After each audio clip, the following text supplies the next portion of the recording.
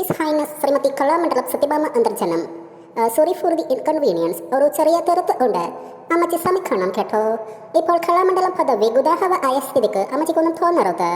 ഇപ്പോൾ ഹള്ളി സത്യഭാമ മഠം തങ്ങൾ വളരെ മികച്ച നർത്തകിയാണ്, സർവോപരി മികച്ച കലാകാരിയാണ്, ഒരു അമ്മയാണ്, സ്ത്രീയാണ്. As A woman with all the respect, അവിടുത്തെ തിരുവായിൽ നിന്നും പുതിർത്ത കറുപ്പിനോടുള്ള അമർസം വളരെ നല്ലൊരു ഏതാണ് അത്താണ്.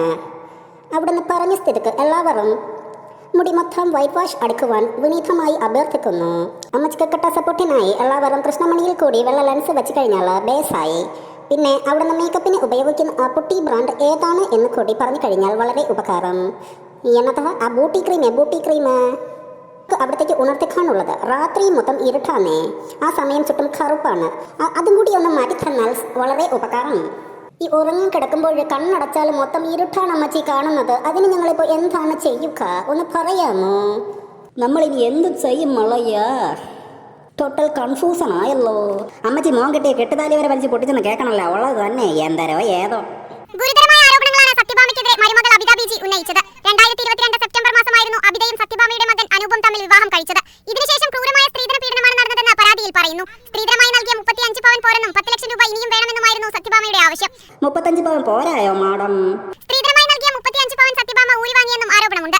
അബിതയുടെ പേരിലുള്ള വീടും സ്ഥലവും അനൂപിന്റെ പേരിൽ എഴുതി നൽകിയ ശേഷം തിരിച്ചു വന്നാൽ മതിയെന്ന് പറഞ്ഞ് സത്യഭാമ അബിതയെ വീട്ടിലേക്ക് പറഞ്ഞയച്ചു. ഒക്ടോബറിൽ അബിതയും മാതാപിതാക്കളും സത്യഭാമയുടെ വീട്ടിൽ ചെന്നപ്പോൾ സത്യഭാമ അബിതയുടെ താലി വലിച്ചു പൊട്ടിച്ചെന്നും മുഖത്തിടിച്ചെന്നും തുടർന്ന് നിലത്ത് തള്ളിയിട്ടെന്നും പരാതിയിൽ പറയുന്നു. ഇത് തടയാൻ ശ്രമിച്ച അബിതയുടെ മാതാപിതാക്കളെ ആക്രമിച്ചെന്നും ആരോപണമുണ്ട്. തുടർന്നാണ് നവംബറിൽ അബിത പോലീസിൽ പരാതി നൽകുന്നത്. ഇതിന്റെ അടിസ്ഥാനത്തിൽ അനൂപിനെ 1-ാം പ്രതിയും സത്യഭാമയെ 2-ാം പ്രതിയുമാക്കി പോലീസ് കേസ് രജിസ്റ്റർ ചെയ്തു. എന്തൊക്കെ ആയാലും അമ്മച്ചിയുടെ ധൈര്യഭാരം തന്നെ കേട്ടാ. സംഗതി കേസായല്ല. ഇന്നത്തെ കാലത്തും സ്ത്രീധനം വാങ്ങിക്കാനുള്ള ആ ഒരു ശുഷ്കാന്തി, ആ ഒരു കിളുകിളപ്പ്, സൂപ്പറേ, മാരകമേ, പൊളിയേ. വെളുപ്പിനേക്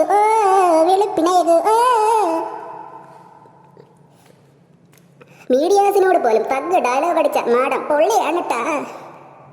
അവർ മനസ്സാരി കാണാതെ പോകരുത് കേട്ടാ. എന്താരോ ഇനി ഉള്ളത് മാഡത്തിന് വേണ്ടിയുള്ള അപേക്ഷയാണ്.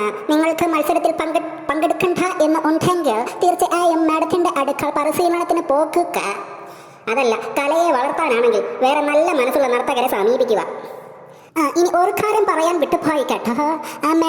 മാഡം കണ്ണിൽ പുരട്ടുന്ന ആ കൺമസി അത് കറുപ്പാണ്. അതൊന്ന് മാറ്റിപ്പിടിച്ച് നമുക്ക് വൈറ്റ് വാഷ് ചെയ്യുകയാണെങ്കിൽ, അതൊന്ന് മാറ്റിപ്പിടിച്ച് ഒരു വെള്ള മെത്തേഡിലോട്ട് മാറുവാണെങ്കിൽ, ഒരു വെള്ള ഐലൈനർ യൂസ് ചെയ്ത് കഴിഞ്ഞാൽ പൊളി ആകും കേട്ടോ. എല്ലാവരും കറുപ്പ് പൂർണ്ണമായി ഒഴിവാക്കി ഫുള്ളി വൈറ്റിലേക്ക് മാറിക്കഴിഞ്ഞാൽ ഈ ഫുള്ളി ബ്യൂട്ടിഫുൾ ആകും. എന്താകും? ബ്യൂട്ടിഫുൾ.